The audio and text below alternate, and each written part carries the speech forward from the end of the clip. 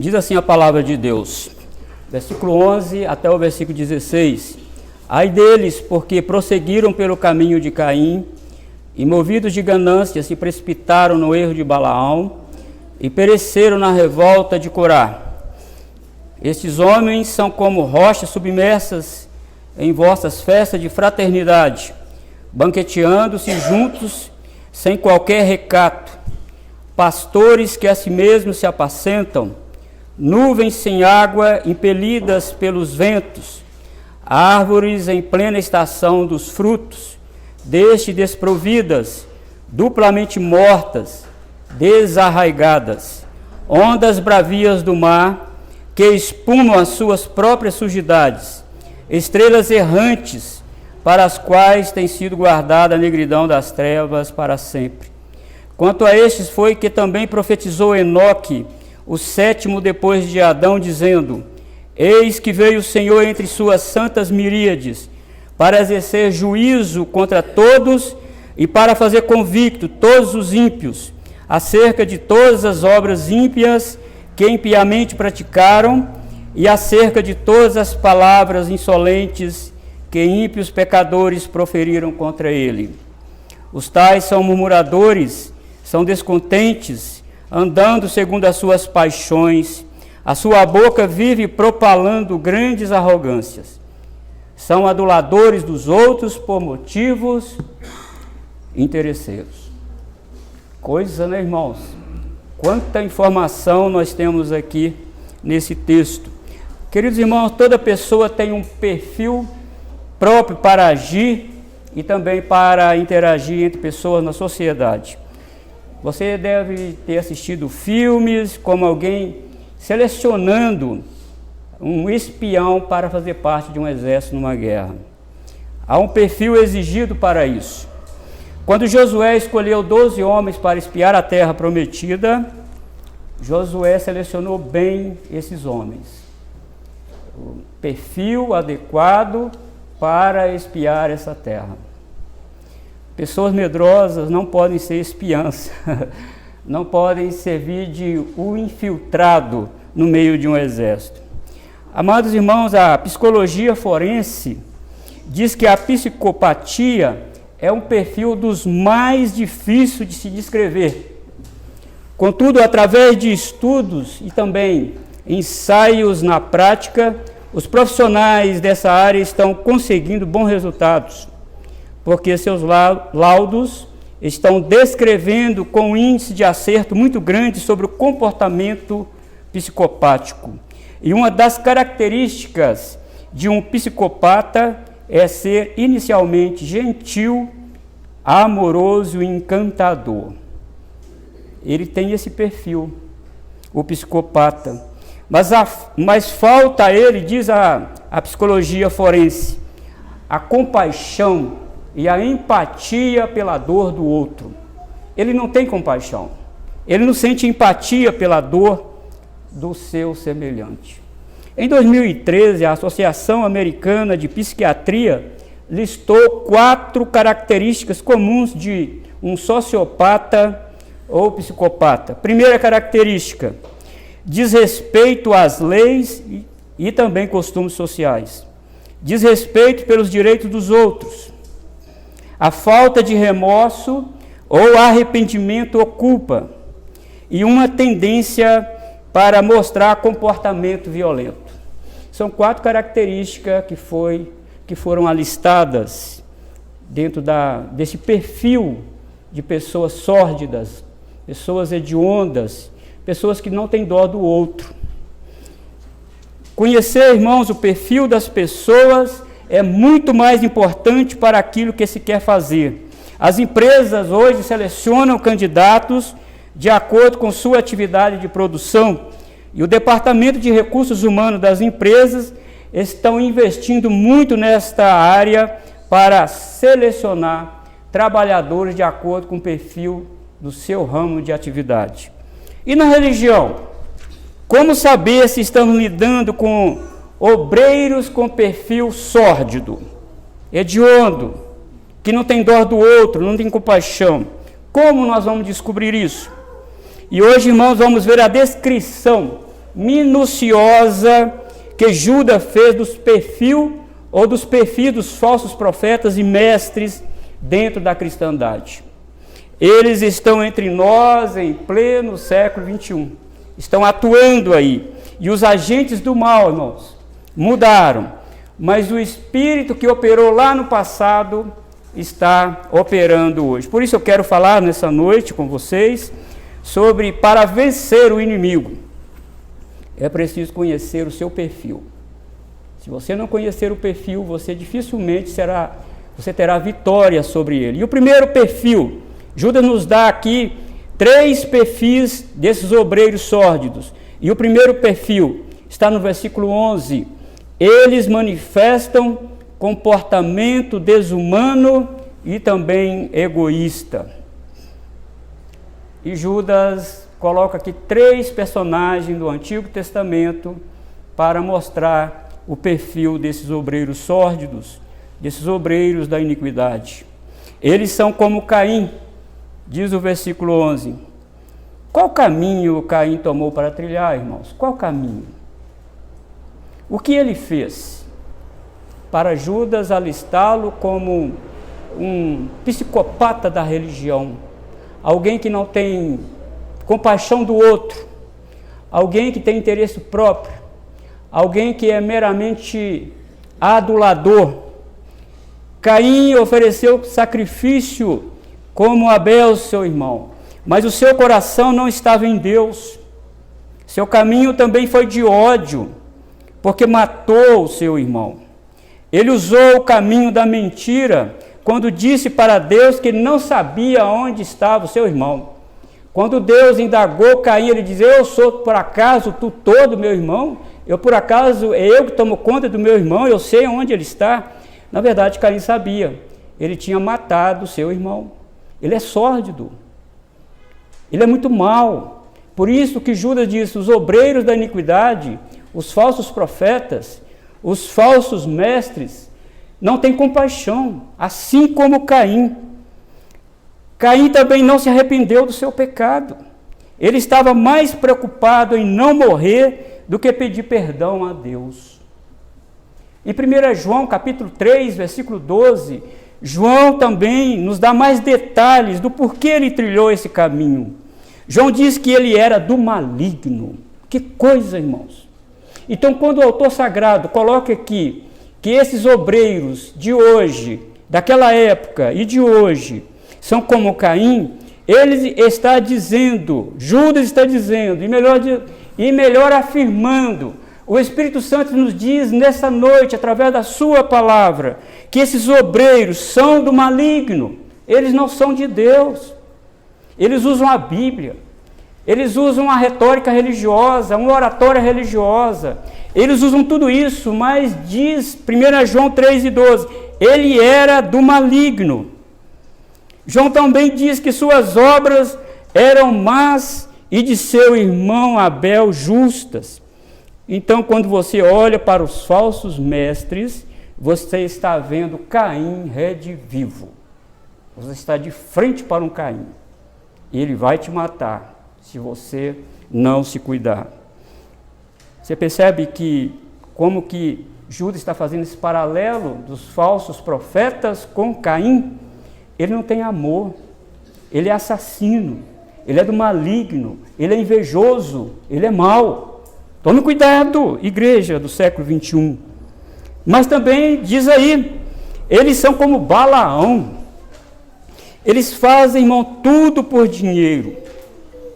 Eles não amam as pessoas, mas eles amam o dinheiro. Eles estudam os gostos, eles estudam as preferências das pessoas para vender seus produtos. Você acha qualquer produto religioso no mercado dos falsos profetas. Tem de tudo, até semente que cura, tem até 7 sopros que cura, tem de tudo, tem água ungida, rosa, fogueira, tem de tudo, qualquer produto que você quiser, tem. E eles vendem isso caro, muito caro. E esses produtos só têm valor se você for lá no templo comprar esses produtos. Porque se você comprar na sua casa, não vai surtir efeito. Porque, irmãos, eles são como Balaão, eles visam dinheiro, eles querem o dinheiro.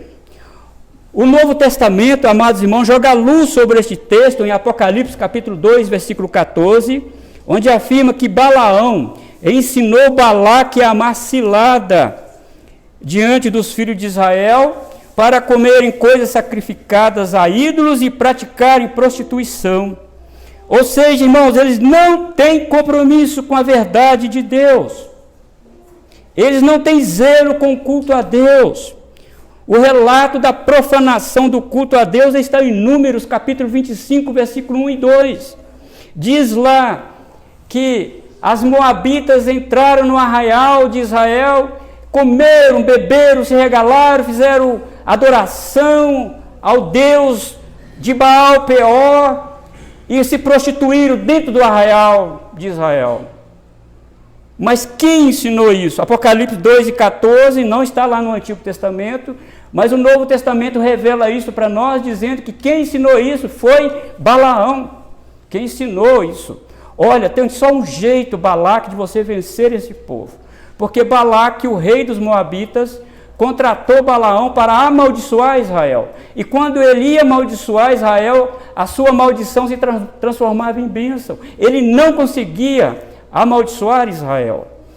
Então Balaque ficou bravo com ele, ele disse: olha, só tem um jeito, rei Balaque, de você vencer Israel. Coloca as lindas mulheres moabitas dentro do arraial deles, e eles vão pecar, e o Deus deles vai ficar irado e vai dar vitória para nós. Aqui está, irmãos, e quando Judas fala, olha aí, você está comparando esses falsos profetas como Balaão, como Caim. Eles são interesseiros. E Balaão fez tudo isso, sabe por quê, irmão? Por causa do dinheiro. Balaque pagou ele para fazer isso. Ele fez isso por causa do dinheiro. Então você viu Caim e Balaão. Mas agora tem um outro personagem aqui. Eles são como Corá. Corá, irmãos, é símbolo de descontentamento com as bênçãos de Deus. Ele representa aqueles que são insubmissos à autoridade de Deus através dos oficiais da igreja. Corá se opôs à liderança de Moisés e de Arão. Corá representa um perigo para o povo de Deus, porque ele consegue seduzir outros a se rebelarem contra ele. Em Números capítulo 16 e versículo 2, nos mostra que ele conseguiu o apoio de 250 anciãos de Israel, e diz o texto lá que esses homens foram eleitos pela congregação, e ainda mais, esses homens eram renomados em Israel, mas Corá conseguiu seduzi-los para fazer parte do seu complô contra Moisés e contra Arão. A ideia de Corá é, por que Deus só fala com Moisés? Nós não estamos subordinados à liderança de Moisés. Nós não estamos subordinados à liderança de conselho nenhum. Nós não queremos conselho. Nós não queremos homens liderando a nós. Nós também podemos ser uma liderança forte. E ele seduziu 250 homens nobres de Israel, eleitos pela congregação, eleitos pela igreja do Antigo Testamento, e ele seduziu. O que aconteceu com Corá? Ele foi morto. Irmãos, o Espírito de Deus fala conosco. Olha, os falsos profetas, assim como Corá, são invejosos, são ingratos, são insubmissos à autoridade de Deus. Balaão e Corá representam a arte da sedução. Enquanto Balaão ensina como seduzir, Corá é o próprio sedutor. Olha, irmãos, e quando você vê multidões seguindo esses falsos profetas, acautelai-vos, porque você pode estar diante de um Balaão e de um Corá em pleno século 21. Provai se os espíritos são de Deus. Provai. Então você viu aí como você identifica o perfil de alguém que é falso profeta. Olha aí, Caim, Balaão e Corá. Quem são eles? O que eles fizeram? Em segundo lugar, irmão, segundo perfil, está no versículo 12 e no versículo 13. Eles são peritos na arte do engano. são peritos. Estes homens são como ondas submersas. Que dado interessante aqui, muito interessante. Esses homens são como ondas submersas. Eles têm a arte de enganar. Eles não são vistos como perigosos e enganadores. Eles estão acima de qualquer suspeita. Escondem das pessoas suas verdadeiras intenções. Por isso são rochas submersas. Pobre do marinheiro de sua tripulação, que dirigir seu navio onde estão essas rochas submersas. Olha, irmãos, naquela época os navios não tinham equipamento como os navios têm hoje para descobrirem rochas submersas, iceberg, não tinha. Ali o marinheiro tinha que contar com sua experiência e com a sorte para a sua embarcação não passar por cima de uma rocha submersa. Parece que está tudo calmo, irmãos, e o navio vai. Olha onde Deus nos leva, queridos irmãos, nessa noite. Esses homens são rochas submersas, abre o olho, cuidado. Parece que a água ali está tranquila, mas não está. Tem uma pedra ali, o navio vai arrebentar. Quantas pessoas morreram, irmãos? Quantos navios foram destruídos porque colidiram com estas rochas?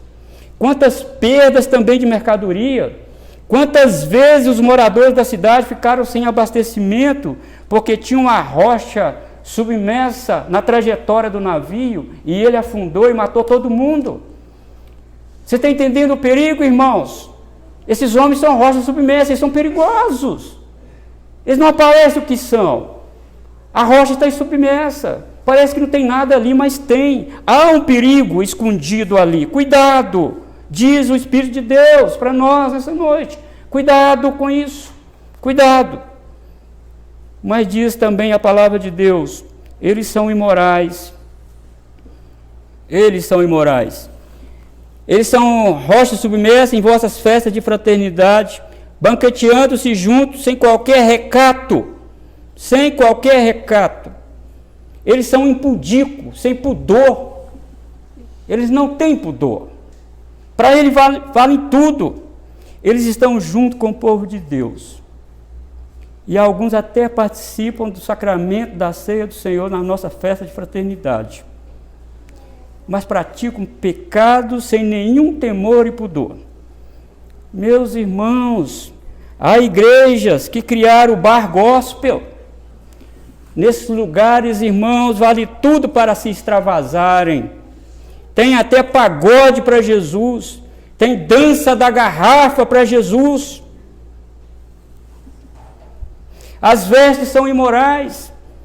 O short curtíssimo das mulheres, eu vi isso na televisão, eu fiquei trêmulo. Meu Deus, aonde nós estamos? Tudo isso em nome da liberdade cristã. Somos livres. Somos livres.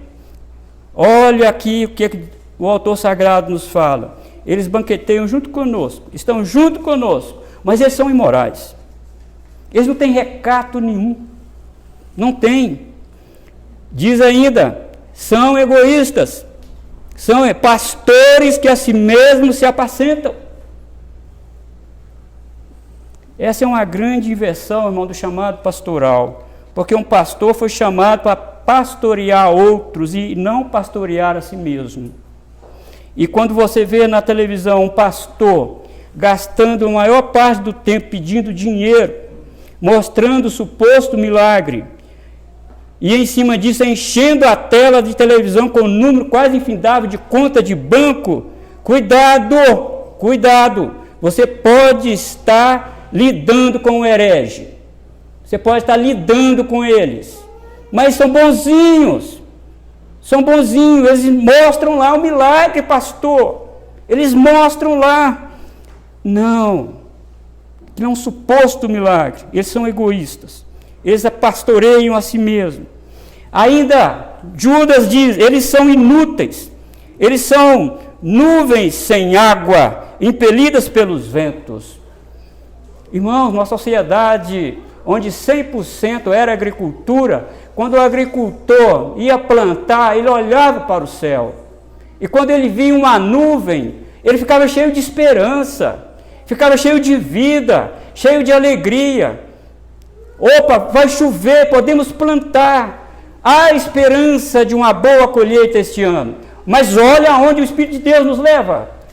Não acredite, eles são nuvens sem água. E os ventos estão empurrando essas nuvens para outro lugar.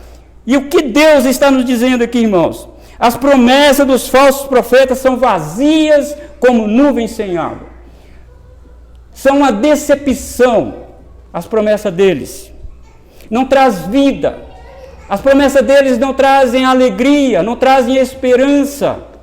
Trazem decepção. Eles são inúteis como nuvens sem água. Você viu que Judas disse que essas nuvens são levadas, impelidas pelo vento para fora. E o que Deus está nos dizendo aqui, irmão, nessa noite?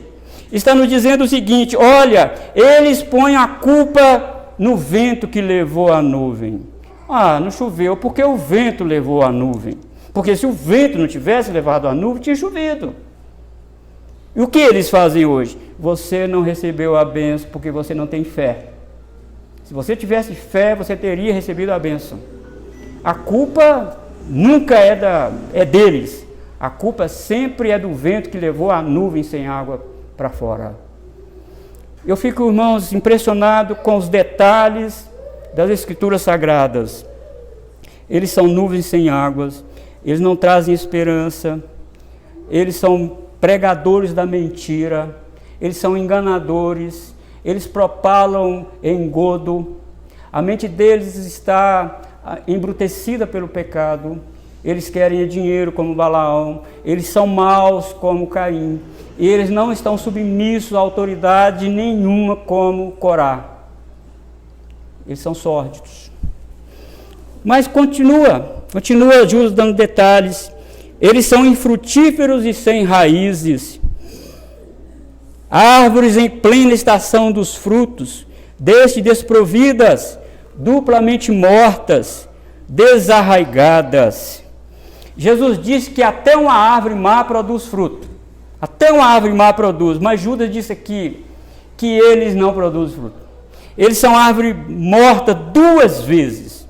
E a raiz, eles estão tão mortos, irmão, tão sem vida, que a metáfora aqui é interessante, porque Judas disse que as raízes da árvore estão à mostra. Estão 2 vezes mortas. As obras desses homens são mortas. Eles não produzem fruto nenhum, porque a produção de fruto vem do Espírito Santo, como diz Paulo, capítulo 5. O fruto do Espírito. Eles não têm o Espírito, e se eles não têm o Espírito, eles também não têm Cristo, então estão mortos. Não têm vida. E quem não tem vida, como vai gerar vida? Por isso que eles estão mortos 2 vezes. Está entendendo, irmãos, aonde Deus está nos levando aqui nessa noite? Para nós olharmos todo esse conglomerado gospel que nós estamos vendo por aí. Estamos vendo coisas espantosas na nossa frente, mas não para. Judas ainda diz, eles são impuros, ondas bravias do mar. Versículo 13, que espumam suas próprias sujidades. Eles não têm nada a oferecer a não ser gritaria e muito barulho, como as ondas impelidas pelo vento. Muito barulho. Irmãos, quando vem aquela tempestade no mar, há muita sujeira no fundo do oceano. E quando vem essas ondas impetuosas, elas parecem que puxam a sujeira do fundo do mar e jogam essa sujeira na praia. Depois que passa a tempestade, depois que as ondas acalmam, você vê a praia toda cheia de lixo. E aqui Judas disse, eles são ondas bravias do mar que espumam suas próprias sujidades. Olha as obras deles, olha o que eles fazem. Muito cuidado, igreja, diz Deus para nós aqui nessa noite, muito cuidado com o barulho, muito cuidado com as promessas, muito cuidado, porque você pode estar diante de um herege, de um falso profeta. Mas diz ainda, eles são também instáveis e não transmitem confiança. São instáveis. A palavra grega usada aqui por Judas é planetes, é a mesma que nós usamos no português como planeta. É aquele que vaga para lá e vaga para cá. Por isso, Judas diz estrelas errantes, para as quais tem sido guardada a negridão das trevas para sempre. Estrelas errantes. Ele move para lá e move para cá. E qual é o sentido que Judas quer nos mostrar aqui nessa noite, irmãos? Os marinheiros daquela época, eles fixavam o seu destino de uma estrela fixa. Há, sim, uma estrela que fica fixa no céu. E todo marinheiro se orientava através daquela estrela. Ele sabia para que lado ele está indo e qual, se é norte ou sul que eles estavam indo, por causa daquela estrela fixa. Mas quando o marinheiro seguia uma estrela errante, ele ficava perdido no mar. E ele morria no mar. E Deus nos diz aqui, queridos irmãos, nessa noite, olha, eles sempre inventam modas, sempre tem uma novidade. Eles não pregam o absoluto de Deus, tem sempre uma novidade. Olha, agora se você fizer isso, você vai receber a bênção. Eles estão seguindo, irmãos, uma estrela errante. Além de eles estarem se perdendo no mar da vida, também levam outros a se perderem. E eu quero que você saia aqui dessa noite prestando atenção nesses detalhes que Deus nos dá aqui na sua palavra. Para nós não seguirmos essa estrela errante. Porque ela não tem um lugar fixo. Ela fica movendo de um lado para o outro. E ai do marinheiro que seguir essa estrela errante. Ele vai parar em outro lugar. Ou senão ele vai morrer no alto mar. Mas diz aí o versículo 16, do versículo 13, eu vou pular para o versículo 16, que segue as descrições do perfil hediondo dos falsos profetas. Eles são murmuradores e são descontentes. Eles estão, irmãos, sempre reclamando sobre as coisas que não gostam na igreja. E aqui Judas parece que desce do púlpito e deixa de falar especificamente sobre os falsos profetas que usam o púlpito, e agora ele vai na direção daqueles que estão no banco, que não fazem nada e vêem defeito em tudo. Está tudo errado.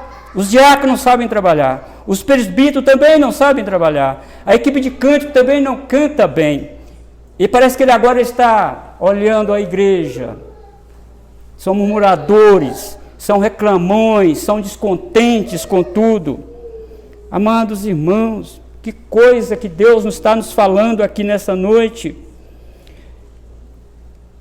Como nós devemos, irmãos, olhar para estas coisas?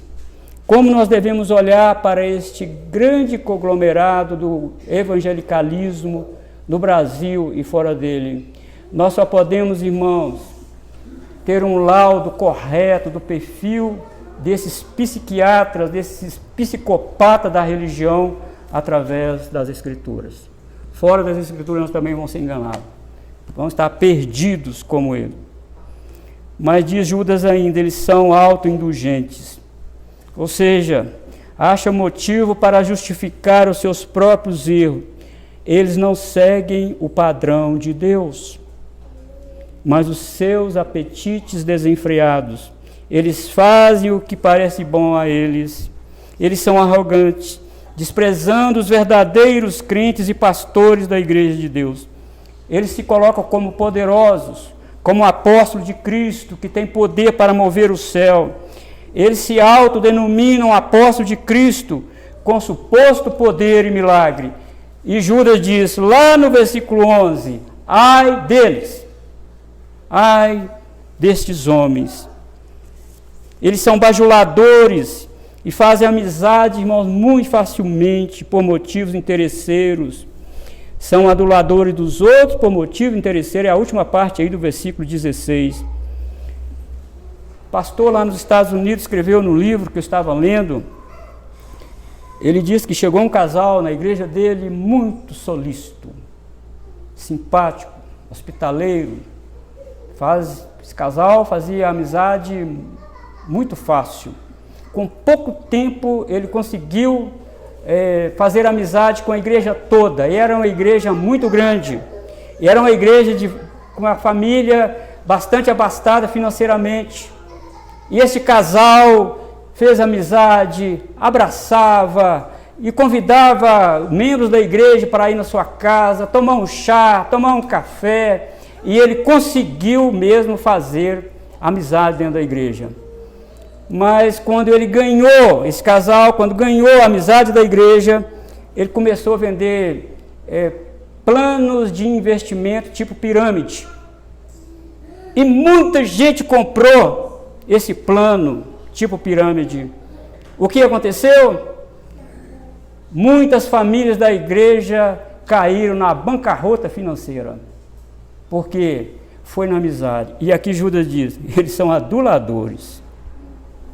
Eles são bem solícitos, são amistosos, são gente boa, gente que mora ali do seu lado, que está sempre te prestando favores. Mas cuidado, muito cuidado. Levou muitas famílias dentro da igreja à bancarrota financeira. E quando eles foram descobertos, esses crentes foram descobertos, eles foram para outra região dos Estados Unidos e começaram a fazer de novo aquilo que eles faziam. Irmãos, eu não me esqueço de uma época, ainda que eu estava na outra matriz evangélica, e passou na minha porta pessoas vendendo tênis em nome da igreja. O pastor fulano de tal me autorizou a vender esses tênis. Esses tênis têm a marca da igreja. E tinha mesmo lá o carimbo da igreja. Mas não era não. Eram produtos pirateados e não estava autorizado de forma alguma pela igreja. Quando foi descoberto, eles já estavam lá no sul do país. Amados irmãos, muito cuidado. Nós estamos vivendo num mundo onde a religião virou um balcão de negócio. Um balcão de negócio. Onde as pessoas, muitas delas, estão interessadas em si mesmas, como diz a palavra de Deus aqui. E eles fazem de tudo para atingir os seus objetivos. Mas voltando aí, irmãos, ao versículo 14 e 15. Eles agem e falam de forma insolente. Quanto a estes foi que também profetizou Enoque, o sétimo depois de Adão, dizendo: eis que veio o Senhor entre suas santas miríades. Eles não escaparão do juízo de Deus. Irmão, Deus é o psiquiatra celestial. Ele conhece o sentimento mais profundo do homem.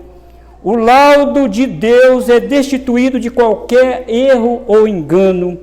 E somente Deus tem o poder de mudar a natureza bestial e hedionda do pecador. Mas quando Jesus vier, diz Judas, na sua segunda vinda, não virá como médico das almas doentes. Ele virá como juiz sobre as obras ímpias dos homens. Então, quando você olha para os versículos 14 e 15, nós ficamos pensando, de onde Judas tirou essa citação? O sétimo depois de Adão. De onde ele tirou isso? Provavelmente ele recebeu isso diretamente de Deus, uma revelação de Deus, ou ele tirou isso do livro apócrifo chamado Enoque, que também se perdeu. Mas seja como for, irmão, Deus preservou a sua palavra contendo essa citação. E eu acho isso maravilhoso para nós. Quando você vai lá em Gênesis capítulo 5, versículo 22 e 23, diz que Enoque andou com Deus. E depois que gerou a Metusalém, viveu 300 anos. Ele viveu 365 anos e foi trasladado para o céu. Hebreus capítulo 11, versículo 5, nos é dito que ele obteve testemunho de ter agradado a Deus. Sua vida e sua pregação foram testemunhos claros contra aquela geração rebelde pré-diluviana.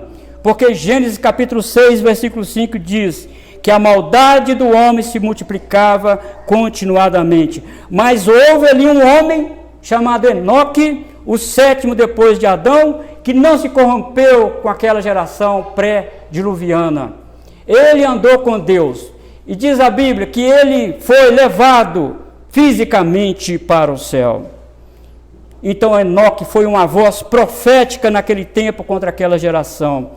E o nosso texto diz que ele foi pregador da justiça de Deus no seu tempo, antes de Deus destruir a terra com o dilúvio.